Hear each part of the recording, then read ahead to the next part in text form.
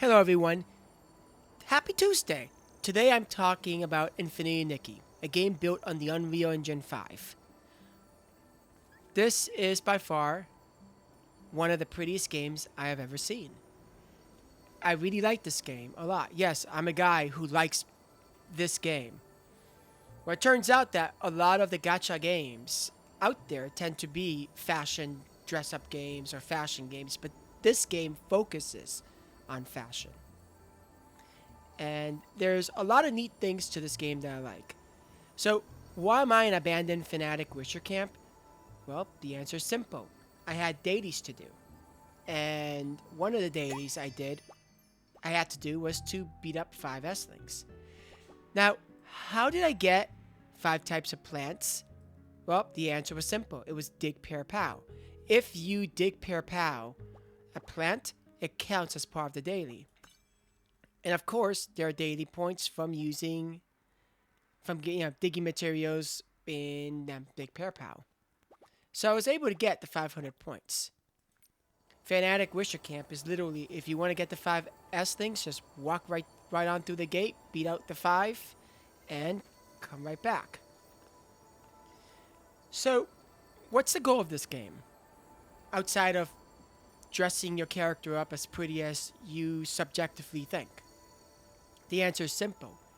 Craft miracle outfits.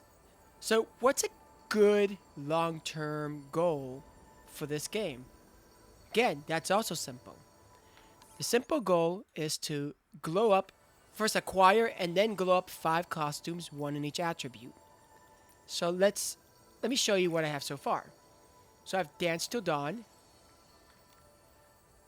So there are 5 attributes: elegant, sweet, cool, sexy, and fresh. As you can see, I have 1 of each costume, but I'm still collecting crystal poems. The costumes can have 8 pieces, 9 pieces, or 10 pieces. When a costume has 10 pieces that you need to collect, that's a big red flag if you're dealing with a costume contest or a styling challenge. That's what they're called in this game. Why is that a red flag? Well, let me click on Dance Till Dawn. So side note, I originally got this costume because I like twin tails, and I don't think I'm going to get a twin tails this pretty for a very, very, very long time. So if I look at what this costume has to offer, so we have the dress, we have the hair, we have the socks, we have the shoes. Great, but then we have 6 accessories. Why is that bad? Because styling challenges only count 5 accessories. So, what does that mean for the styling challenge? It means that you are going to have 1 costume piece that you're going to glow up just for the sake of getting this thing over here. Is that going to have any value in a styling challenge? Why? Because, as I said earlier, only 5 accessories can be used in a styling challenge. Only 5 are scored. So, in a styling challenge, you can get points for the dress, the shoes, the hair, the socks, and of course, an outerwear. But I don't see any outerwear here, so I have to go and glam an outerwear piece up. So, does that mean that all of the costumes that have 10 pieces are red flags? Yes, they are. If they don't have an outerwear and they have a 6 accessory and you're glowing them up just so you can max glow them, you're going to glow up 1 piece that will not count for anything. So, Whisper of Waves, 9 is good. So I have the dress, the shoes, the hair,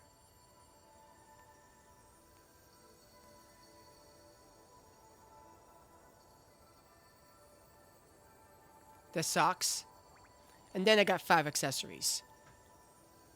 That's perfect because then for the attribute of sexy, you can then just go up to, so you can just go up to your outerwear and then glow up soft white, which is from Dreamy Glimmer. And that will be your outerwear for the piece. I haven't glowed it up yet, but it's there. For Elegant, I glowed up Pure Feathers. So now there's something important to discuss, and it's that since we have in the Infinity Heart, since we have Wish for a Rosa, in fact, I should probably go back to the sketch. I should go to the sketches. So we have Wish for a Rosa, which is 8 parts. And from here, you have, on the top part, you have 4 costume pieces. And then on the bottom, you have 4 accessories. That's the format for the Miracle outfits. That's great because then you can just look for an accessory to add and outerwear to add. This is also why the point score is less on these costumes. If I go to glow up and once again I hit 5 stars, we find that Wish for a Rosa is 8 pieces and so is Silvergale's Aria. And of course, there are a number of achievements from crafting the costume again and doing what you need to do with the costumes. But because you have Wish for a Rosa and Silvergale's Aria, it devalues the other 2 costumes that come from the permanent banner. So permanent banner, Blossoming Stars, is devalued because you have Silvergale's Aria that you can craft. Fairy Tale Swan is devalued because you have elegant options in the very beginning of the game, like the boutique costume that is a 5-star dress. So if I look up 5-star dresses, if I look up a 5-star dress and I just look for elegant, I have Fluttering Wishes, and that's the one that you get from going through the boutique and buying everything. So this one's going to be your shoe-in for elegant challenges if you are looking for a 5-star piece. Now, glowing up the costumes teaches you which costumes or which pieces of the costumes have higher point scores. The actual costume has higher point scores than the accessories themselves, particularly the dress and the hair will give you the highest point scores that exist in a costume. So just demonstrating that. I would like to demonstrate that for you.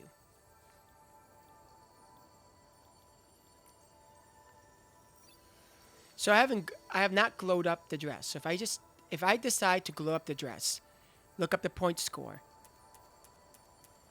That is 5,085 after glowing it up. After the upgrade, and then there's a final glow. The final glow comes that when you upgrade to maximum, you then need to use a different type of bubble to, for each attribute to be able to do the final step. But 5,085 points for this. What about the hair? Well, the hair gives me 3,064 points. But then if I go to every accessory, 740 points, 779 points. So mainly the hair and the dress give you the majority of the point score to a costume.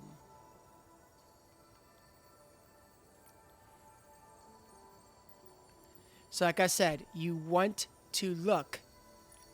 really, really want to look at the costume and figure out if the costume itself on 10 pieces has an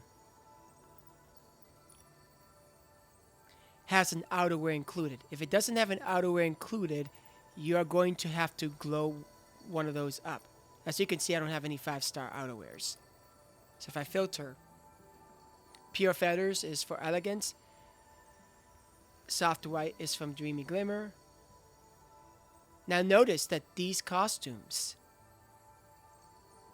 come from banner costumes on the majority, or event costumes or whatnot. So that actually makes it so that this game, that the perma banner, if you're looking to beat up the starting challenges, you're literally going to go after sexy or sweet. You don't find a lot of 5-star sexy outfits in game. You don't find a lot of 5-star sweet in game. The two most valuable, if you're looking to beat starting challenges, truly are sexy and sweet. Kuo is not as valuable because it is the first sovereign that you beat up in a starting challenge, and that sovereign is the weakest of the four. I always found it strange that Infinity Nikki had 4 sovereigns but 5 attributes. So, given Nikki's demeanor, I kind of feel like she's not just an up and coming star, but she's kind of like the de facto sovereign of sweet when you think about it. Most of the costumes that tie in with her personality are, it's basically sweet costumes. And she has, like I said, the personality and demeanor for sweet, along with the appearance. So it's almost like the up and coming sovereign or sweet or miracle outfit creator or whatnot goes out and challenges and beats everyone. And even when she beats everyone, the game still portrays her as a rising star. So that's what I like about this game so far. That's my message to you, but I'm going to show you something else that's special.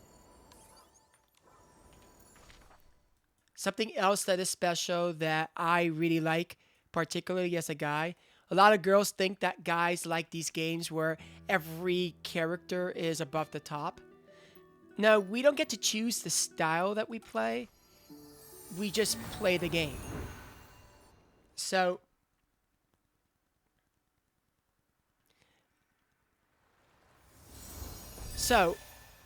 let me make a point to this game.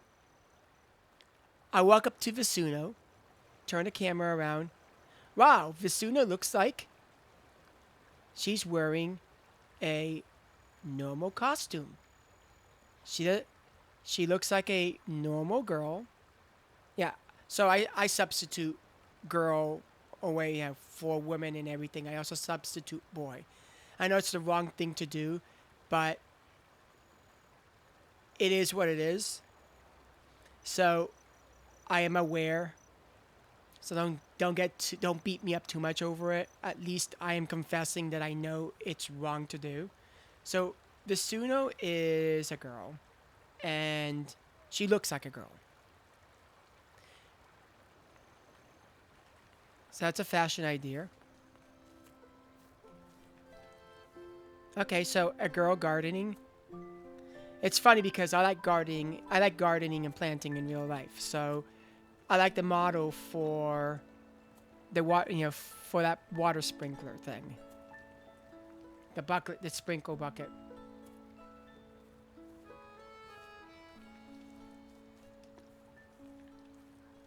Hey, look. Cutting with shears. So the girl looks normal. The guy looks normal. Also, pets on the street. I walk around and I see pets on the street.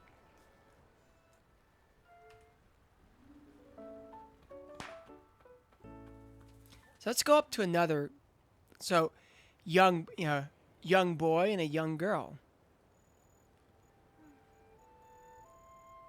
Young enough to go through puberty and things like that, but you kind of get the idea.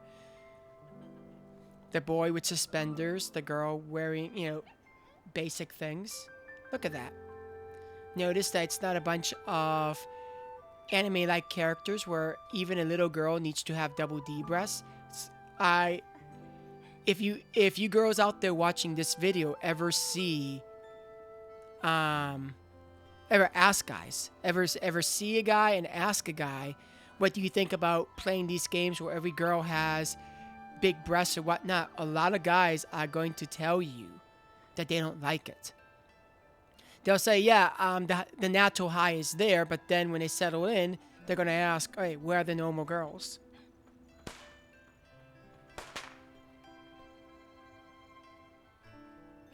Let's look at that. I absolutely love the fact that it looks like a town. It looks and feels like walking through a normal area. So, an older character. Now, the other thing that I absolutely love about the game is Nikki's powers are explained that she can purify. So that's the thing. She purifies. She doesn't destroy. Her purification power is not like a black magic spell like fire, lightning, or ice that you would see in your typical RPG game that is a destructive spell. Nikki has powers that are closer to a healer or a priest character in which she purifies. Part of a healer's job in most games tends to be to turn undead or purify a soul. And so that's what she does. And because she does that and she stays to her own role, she does her due diligence and her duty within the context of the universe that she's in, all while at the same time she's a girl. In other words, it's not the strong independent woman who don't need no man character. It's more of the feminine female character who has her established role and she's performing her established role. Her purification powers do not allow her to go around and fire a ball and completely beat up a man wearing a ton of armor. So the men have their duties to do, the women have their duties to do to make society work and flourish. Even in a society where everyone runs with a styling outfit. Well, not everyone. A select few run as stylists creating ability outfits. Now, does that make Nikki proficient in the abilities? I don't think so. She wears the ability costumes, and by wearing the ability costumes, she automatically has the experience, I think, of those who have kind of worn the costume before. Because from the very beginning of the game that she gets ability costumes, she's already adept at using these abilities. Like if they've been used, or she has years of experience using them. The fact that she can put on a fishing outfit and fish better than everybody around her is a means that it's a magical power component of the outfit that gives her the equivalent to years of experience. But we see ability costumes to help society, like to gather, in other words, to help her styling abilities more than anything. So that to me is like the best part of it. She can still be a girl, she can still do what she needs to do without completely upending society. This also means that you have to interact with the world. So it's not 90% action and 10% everything else. So I have to literally interact with the world. So I'm ready to fail. Yeah, I'm ready to fail. So I'm going to left shift. Oops. That's not what I'm supposed to do.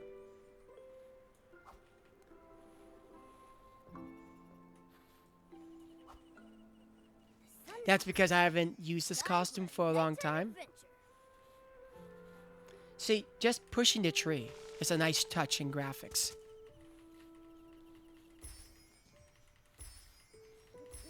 So why am I grabbing wolf fruit? Well, let me go to a warp spire and show you.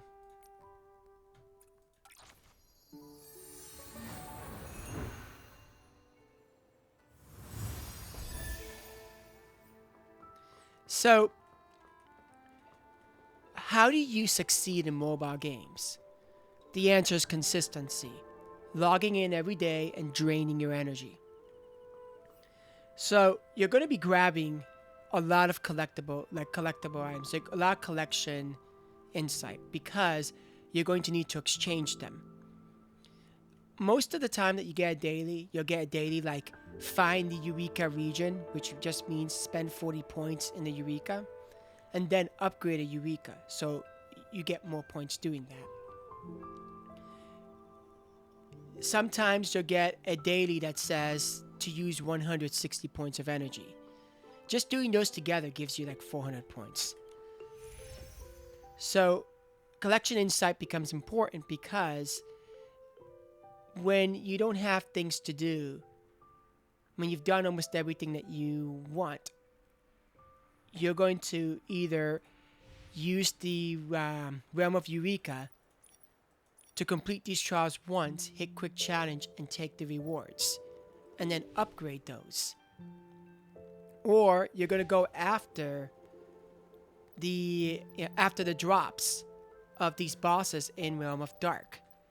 So Cage Greed gives you the bubbles needed to do the final glow up step, while Boldies give you the materials to put together costumes.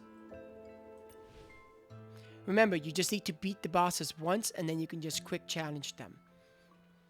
You're going to be using Realm of Nourishment to increase your inside experience in all the different areas. Realm of Breakthrough is going to be the way that you're going to get not just some Eurekas, but the way you're going to get calm essences and heartfelt thoughts for 5-star and 4-star evolution. So you quick challenge, you're done. But what happens when you're done with all of that? What happens when the energy accumulates to nearly 350? Well, you're going to go to Realm of Escalation, which is what I'm going to do now. And you're going to trade items for shiny bubbles. So in this case, do I want shiny bubbles or do I want threads? Well, I'm going to go for threads this time, and you're going to find that I have wolf fruit, lamp chili, and button cone, along with lamp blooms that I have gathered. Literally, you gather everything that you can in all of creation so that then you can exchange them later. Because a point in the game comes when you'll be exchanging for these materials. So I'll pick button cone, hit the maximum amount, and get these materials. So as you can see, I have 9,582 threads of purity, 13,865 shiny bubbles.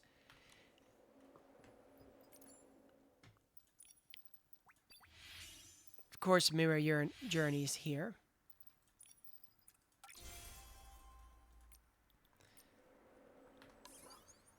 One of the things you want to do daily is to dig pear pow.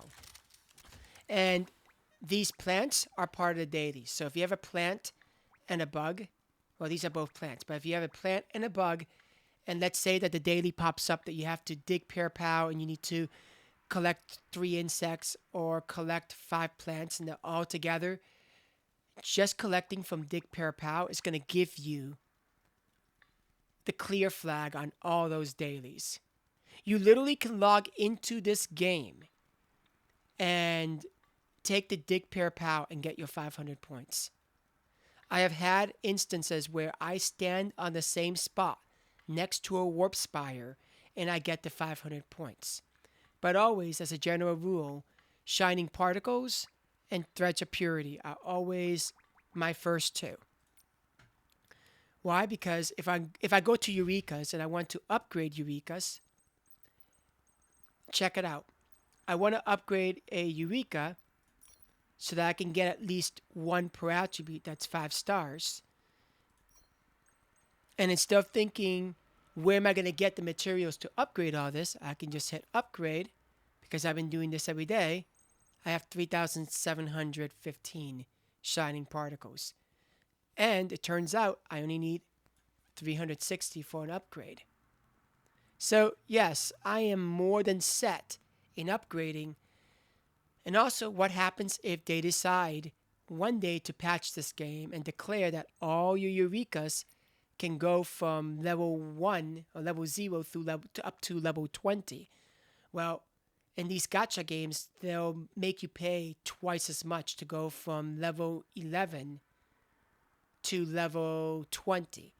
So you will literally pay over 1,000 for each one of these. But fortunately, they're not doing that right now. So I find that this is literally one of the easiest games that I have played. But you might wonder, oh, but what about all those jumping puzzles and all those things out there? Okay. The way you practice for these jumping puzzles. So the way you practice is you go into an area that you need to make jumps. So let's go up here, let's teleport.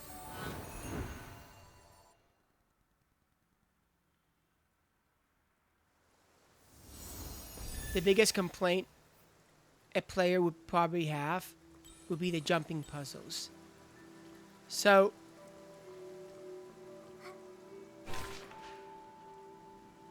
let's go to an area like this.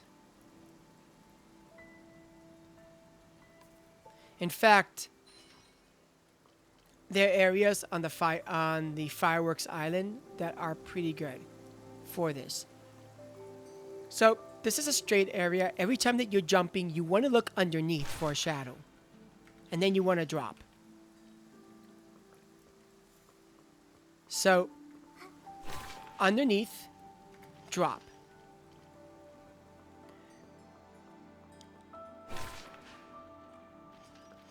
You also want to understand that the height of your jump, you get to control when you float.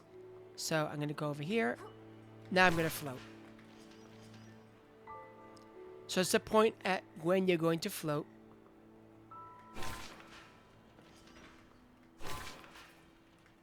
So let's see.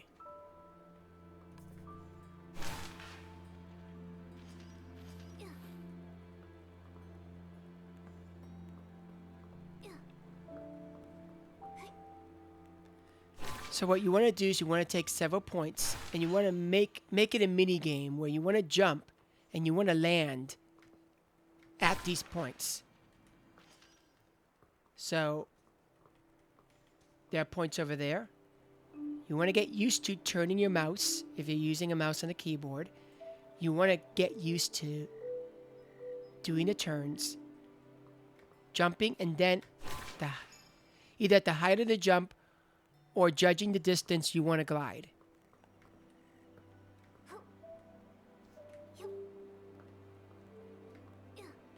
So I'm looking at this area up here. Now I'm thinking 3 dimensions. Jump, turn, drop. Jump, turn, drop. So key point is to always rely on your shadow. Drop. So you get used to turning the camera, looking up, turn the camera, jump at the height of your jump, drop. Why is this important? Because you're judging distance. So this is my starting line over here, and I'm going to jump. So jump, I'm going to drop. So this is the distance that I can cover in a jump.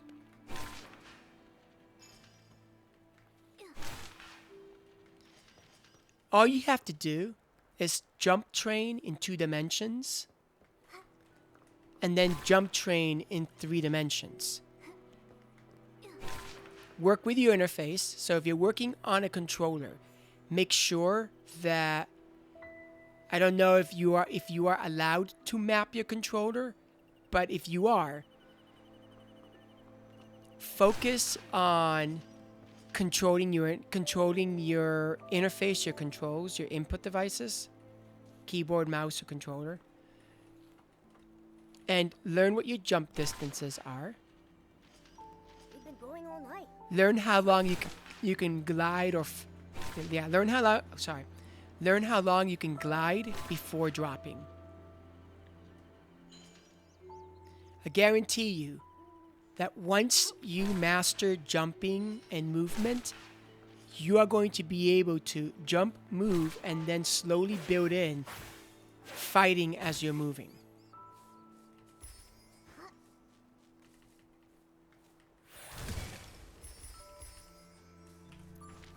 So lastly, how do I fight S-lings?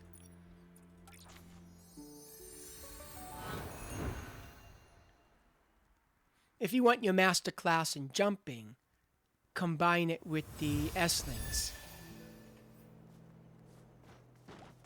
Now, I beat the ones that were here, so...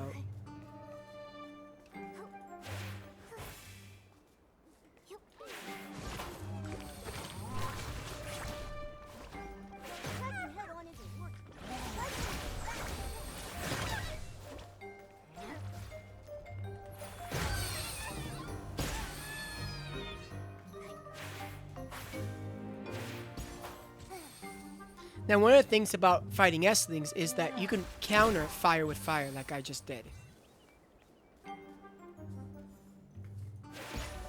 The other thing also is that the S-lings are small.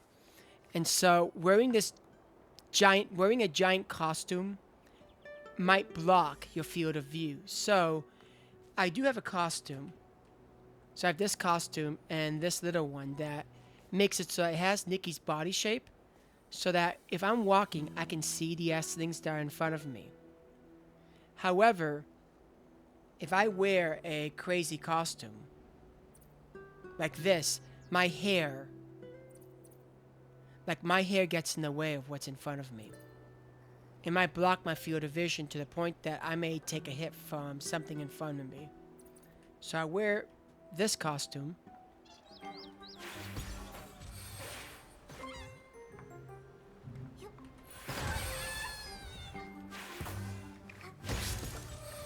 Don't be afraid to get in their face and fire, because your shots can counter their shots. Think of Street Fighter. In fact, one of the things that you can do to practice your accuracy is this. Hit the balls as they're moving. Hit the moving balls. So I'll do that for a few seconds. So the goal here is to hit the moving balls. Counter the attacks that are coming towards you. This allows you to be more aggressive. See?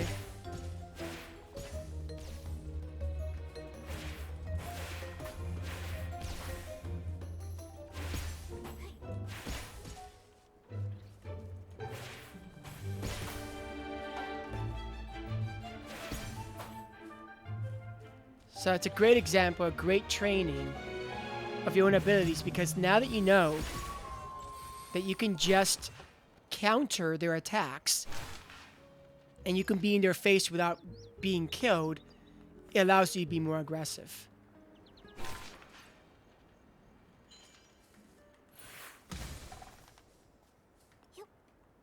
So you might wonder, what fragrances did I choose?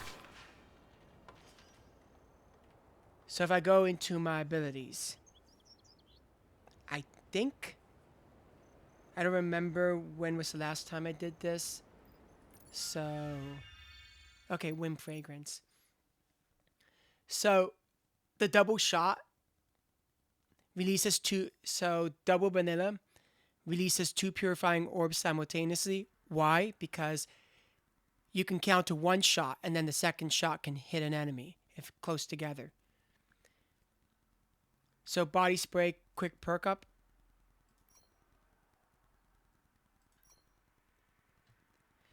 minus 50% charge time for seeking purifying orbs. So you're able to. The minus 50% charge time is enough for you to jump, charge, and fire. Woodland Maze, plus 100% range to plunging attack. We forget that we can drop down like this. But this attack also has environmental usage, breaking boxes or whatnot. So doubling the range makes it so that you can jump up if there's anything underneath. You truly can do what you need to.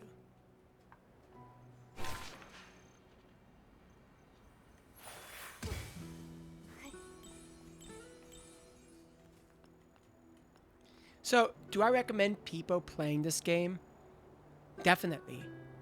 Is this a game where you need to spend a ton of money to win? Not really. The first sovereign's the easiest one, and you can win with a 4-star costume.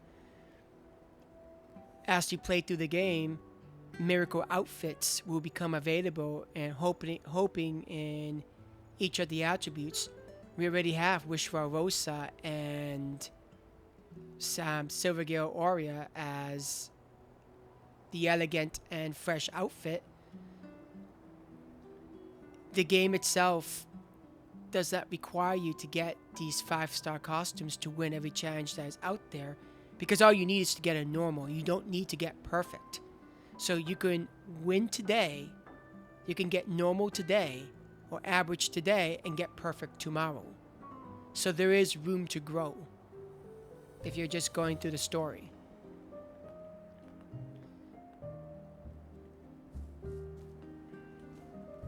Alright, so that's it for this video. It really is a pretty game. It is by far one of the easiest games that I have played, to the point that I have literally timed less than a minute to do my dailies some days. And it really is relaxing because I can stop what I'm doing anytime and do the laundry, cook something, do something around the house, or work on a computer project or whatnot while I am going AFK without anything happening to the character. There are gacha games out there where if you go AFK, you're going to come back to a dead character. And I've already tested this game in DSR 8K resolution. And to my surprise, this game is optimized for that resolution as well. I have been able to play at that resolution with no problems. At least almost no problems. My only pet peeve to this game is that until housing comes out, I get annoyed by Momo reminding me that it's the nighttime or the daytime or whatnot. It reminds me that Nikki doesn't have a house to go to. So Infinity Nikki is homeless Nikki until housing comes out. Seriously, it's the first open world game that I've played where there's not a place. You can't even rest at the inn, for crying out loud. So every time that Momo says, time for, like the sun's going down, time for a nighttime adventure, I'm like, I would go to bed if I had a place to sleep. So, but it's a new game. It's coming out later on. I don't have any complaints to that. Anyway, take care everyone and have fun.